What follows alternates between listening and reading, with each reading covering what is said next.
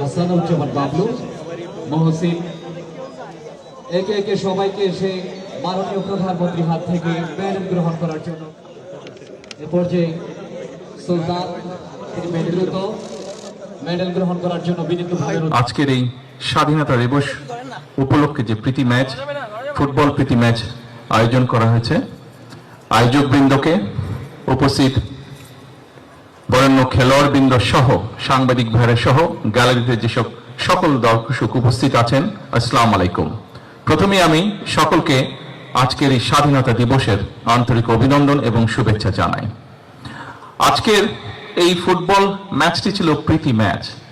তবে এখানে আপনারা যারা উপস্থিত আছেন, আপনাদের কম বেশি সকলেরই ধারণা আছে যে আমরা আমাদের সরকারের পক্ষ থেকে এবং কিছুদিন আগে বাংলাদেশে যেই প্রত্যাশিত নির্বাচনটি অনুষ্ঠিত হয়েছে, সেই নির্বাচনের সময় আমাদের দলীয় ম্যানিফেস্টো থেকে আমরা বলেছি যে আমরা বাংলাদেশের ক্রীড়া জগতে নতুন প্লেয়ার আমরা তৈরি করতে চাই বিভিন্ন খেলায়, এবং পেশা ক্রীড়াকে প্রফেশনাল রূপ আমরা দিতে চাই। এবং সেজন্যই আমরা সিদ্ধান্ত নিয়েছি যে আমরা নতুন কুড়ি নামে যে অনুষ্ঠানটি ছিল, এখানে আমরা নতুন করে স্পোর্টসকে আমরা চালু করতে চাই।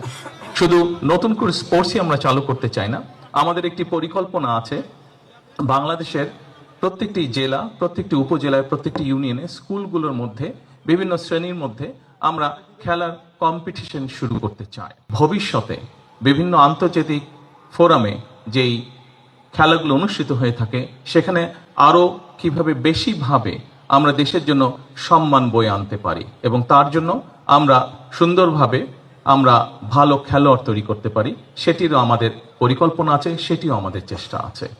আজকের এই স্বাধীনতা দিবসে আসুন আমরা সকলে সিদ্ধান্ত নেই, আমরা সকলে চেষ্টা করি, যারা আমরা বিভিন্নভাবে বাংলাদেশের বহু মানুষ আছেন যারা ক্রীড়ার সাথে প্রত্যক্ষ বা পরোক্ষভাবে জড়িত আছেন, তাদের সকলের কাছে অনুরোধ থাকবে, আসুন আমরা বাংলাদেশের ক্রীড়া জগৎটিকে সুন্দরভাবে, দলমতে নির্বিশেষে সুন্দরভাবে আমরা এই ক্রীড়া জগৎটিকে গড়ে তুলি।